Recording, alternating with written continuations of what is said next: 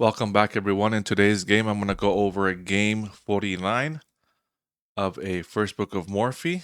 We are now in the endgame rules. So we have endgame rule number 1: to win without pawns, you must be a rook or 2 minor pieces ahead, except for 2 knights. We have Paul Morphy with the black pieces playing Adolf Anderson in 1858. We have the King's Gambit on the board. So let's go ahead and go over those moves. Okay, so the King's Gambit accepted. Paul Morphy plays g5, h4. Here the author comments that h4 is the most testing move. White must break up this pawn structure in order to develop the light squared bishop to f4. We have g4, knight e5, knight f6. Again, the author comments here, simple, develop knights before bishops, and develop with threats. So what's the threat is to take the pawn on e4. And now here, white also has a threat to capture the pawn on g4, right? Enabling this allows black to play d5, right? So the author comments that d4 by white is a more principled move. So knight captures g4, d5 by black with a discovered attack on the knight and also attacking the pawn on e4.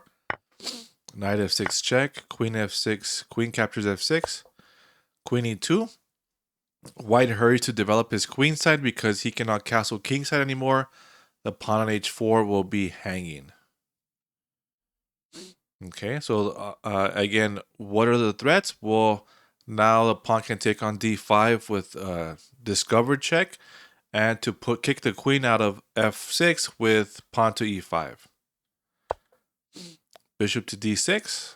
Now what happens now if a white pushes to e5 with a fork, right? You might think white has a fork. Well, now bishop captures and black just won a pawn. Knight c3.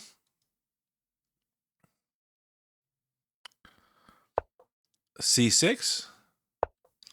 And then d4. So now the pawn fork is the threat, right? Because now if bishop takes, the pawn just takes the bishop. Here the author comments this is a very good move, offering a pawn sacrifice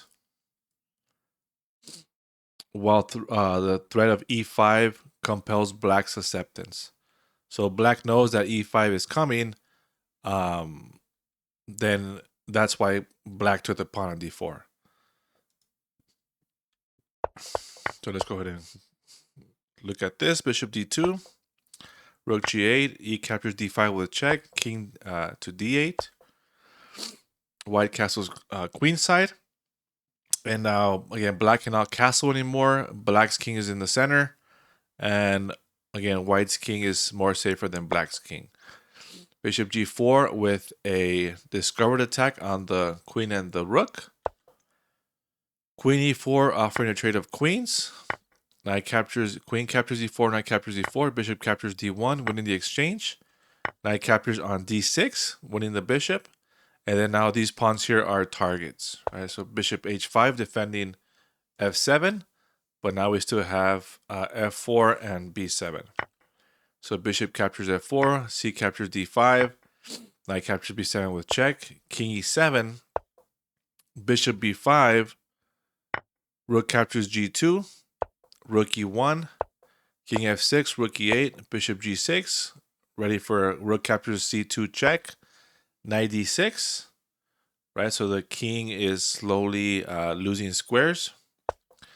Knight c6, rook captures a8. Now remember here with rook e8 pins the knight, right? So now knight gets out of it, rook captures on a8, rook captures on c2 check, king d1, knight d4, rook e8, bishop h5 check, king e1, knight f3 check, king f1, rook captures b2, bishop e2, rook captures a2, bishop g5 check, knight captures g5, h captures g5, king captures g5, rook e5 check, king f6, and rook captures a5.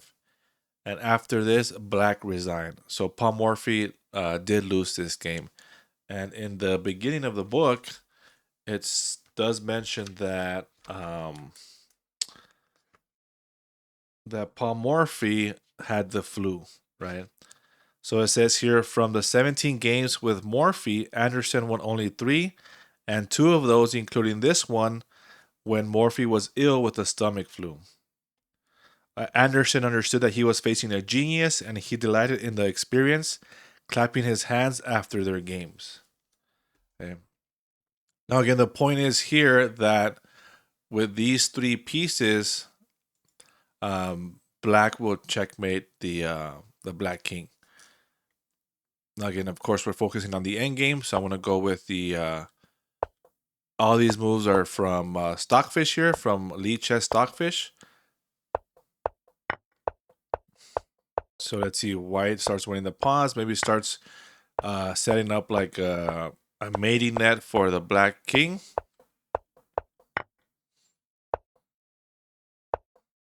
Okay.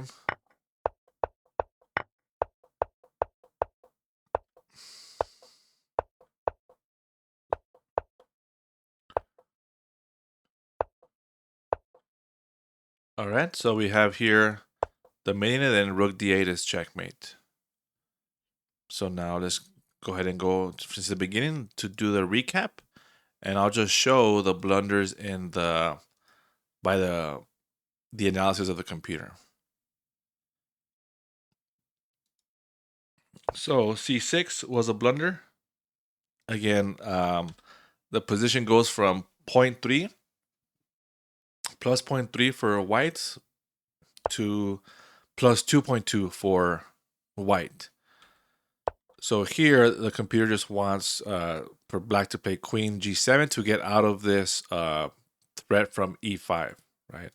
So queen g7, if white pushes bishop to e7, and then now white or black can play bishop b6, get his bishop out, stopping the pawn from further advancing.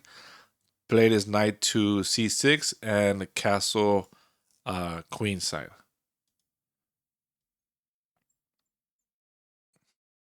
And after that, it's just some mistakes.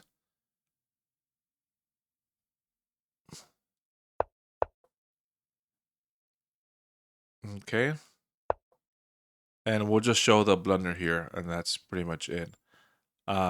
So that's it. Let me know what you thought of this video, and I will see you in the next one.